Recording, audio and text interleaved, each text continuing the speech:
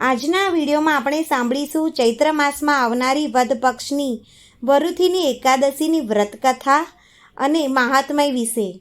ભવિષ્યોત્તર પુરાણોમાં ભગવાન શ્રી કૃષ્ણ અને મહારાજ યુધિષ્ઠિર વચ્ચેની વાતચીતમાં વર્ણવાયું છે.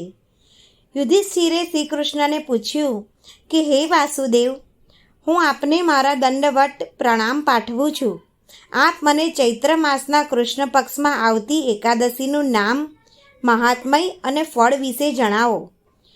ભગવાન શ્રી કૃષ્ણએ કહ્યું કે હે રાજા, આ એકાદશીનું નામ વરુથીની એકાદશી છે અને તે કોઈને પણ આ જન્મમાં અને પછીના જન્મમાં સુખ અને સમૃદ્ધિ આપે છે. અતિશય સુખ અને સમૃદ્ધિ મળે છે.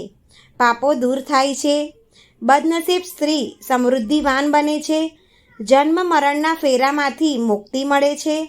10,000 વર્ષ તપ કર્યાનું ફળ આ એકાદશી કરવાથી મળે છે. ધુંધમાર જેવા રાજાઓ પણ આ વ્રત કરવાથી સ્વર્ગે ગયા હતા.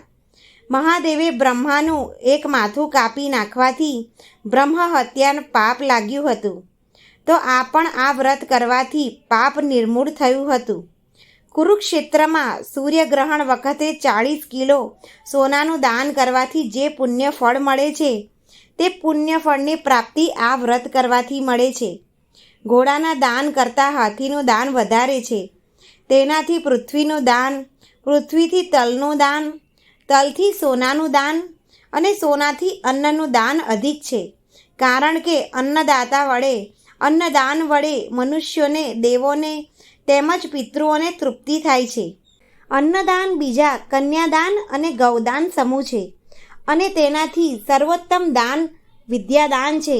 જે વ્યક્તિ કન્યા વિક્રિય એટલે કે છોકરીને વેચીને પૈસા લે છે અને પાપી પેટનું પોષણ કરે છે, તે નરકમાં જાય છે.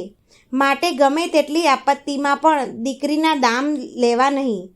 જે વ્યક્તિ દીકરીના દામ લે છે તે બીજા જન્મે બિલાડો થાય છે.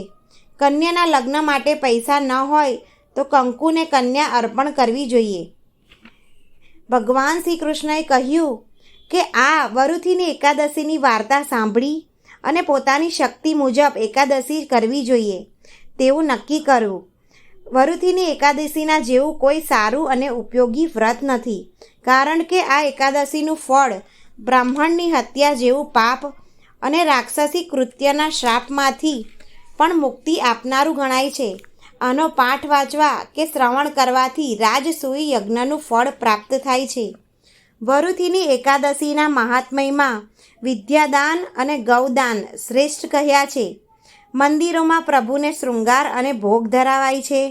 કુલ 12 સંક્રાંતિ છે.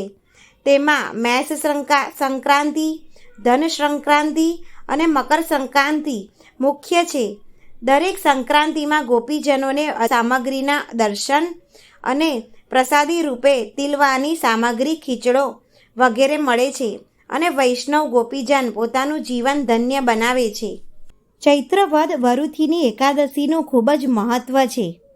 મંદિરમાં જન્માષ્ટમી જેવો જ અવસર ઉજવાય છે. સંતમાં ચૈત્ર માસનું નામ માધવ માસ છે.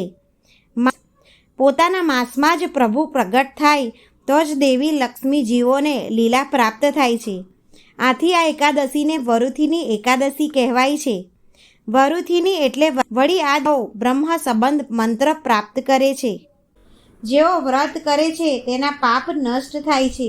જે માણસ એની કથા સાંભળે છે તે પણ પાપ મુક્ત થઈ દેવગતિને પામે છે. આ વ્રત કથા સાંભળવા માત્રથી મનુષ્યના બધા જ પાપ નષ્ટ થઈ જાય છે. આ લોકમાં સંતાન સુખ ભોગવીને પરલોકમાં સ્વર્ગલોકને પ્રાપ્ત કરે છે. આ એકાદશી સર્વ મનોકામના પૂર્ણ કરનારી, સંતાન સુખ આપનારી, ધન સંપત્તિ પ્રાપ્ત કરાવનારી આ એકાદશી સર્વશ્રેષ્ઠ છે. આ એકાદશી દરમિયાન ભગવાનના જાપ અને કીર્તન અવશ્ય કરવું જોઈએ. હરે કૃષ્ણ કૃષ્ણ કૃષ્ણ હરે હરે, હરે રામ રામ રામ હરે હરે. આ મંત્રના જાપ બની શકે તેટલી વાર કરવા જોઈએ. વિષ્ણુ ભગવાનનો સુંદર શૃંગાર કરવો અને તેમને તુલસી પત્ર અર્પિત કરવા જોઈએ. વ્યક્તિએ મંગળા આરતીના દર્શન કરવા જોઈએ. તેના પછી તુલસીને જળ અર્પણ કરી પૂજા કરો. આ દિવસે અન્ન દાળ કઠોળનો ત્યાગ કરવો જોઈએ અને શારીરિક ક્ષમતા અનુસાર ઉપવાસ કરવો. યથાશક્તિ અનુસાર દાન દક્ષિણા આપી દ્વાદશીના દિવસે એકાદશીના પારણા અવશ્ય કરવા જોઈએ. શાસ્ત્રો અનુસાર એકાદશી તિથિ પર ભગવાન વિષ્ણુનું પૂજન કરવામાં આવે છે. તેમના ઉપવાસનું ખૂબ જ મહત્ત્વ દર્શાવવામાં આવ્યું છે. એકાદશીના ઉપવાસ 2 પ્રકારના છે. બિલકુલ ખોરાક લેવો નહીં, એટલે કે દૂધ ફળાહાર ઉપર રહેવું. બીજો પ્રકાર અલુણું એટલે કે મીઠા વગરનું ભોજન લેવું, અથવા દિવસમાં 1 વખત ધાન્ય એટલે અનાજ સિવાયનું ભોજન લેવું. ખજૂર, સિંગ, સિંગોડા, રાજગરો, સૂરણ, બટાકા, કેળા તથા દૂધ વગેરેનો ઉપયોગ કરી શકાય છે.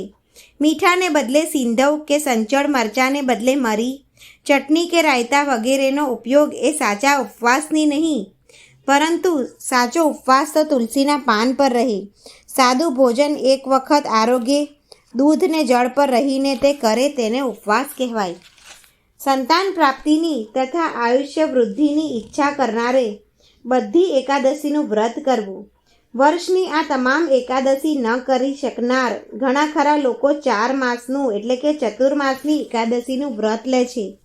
અષાઢ સુદ 11 એટલે કે દેવશયની એકાદશીથી લઈને કારતક સુદ 11 એટલે કે દેવ દિવાળી પ્રબોધિની એકાદશી સુધીનું વ્રત કરે છે. વ્રતની સમાપ્તિ પછી દેવ ઉઠ્યા બાદ મોળો, મોગરી, રીંગણ વગેરે કંદમૂળ ખાવાનું શરૂ કરે છે.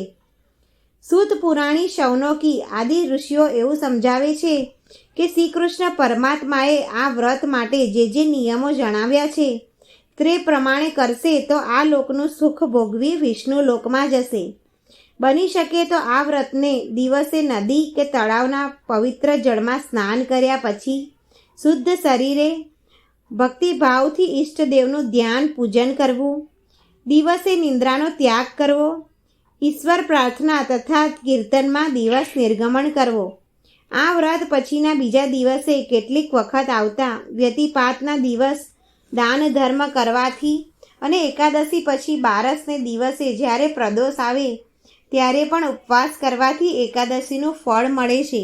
આશા છે કે તમને આ માહિતી પસંદ આવી હશે, તો આ વિડીયોને લાઈક કરો. આવી જ આધ્યાત્મિક માહિતી ધરાવતા વિડીયો જોવા માટે ચેનલને સબસ્ક્રાઈબ જરૂર કરો અને કોમેન્ટ બોક્સમાં જય શ્રી કૃષ્ણ જરૂર લખો.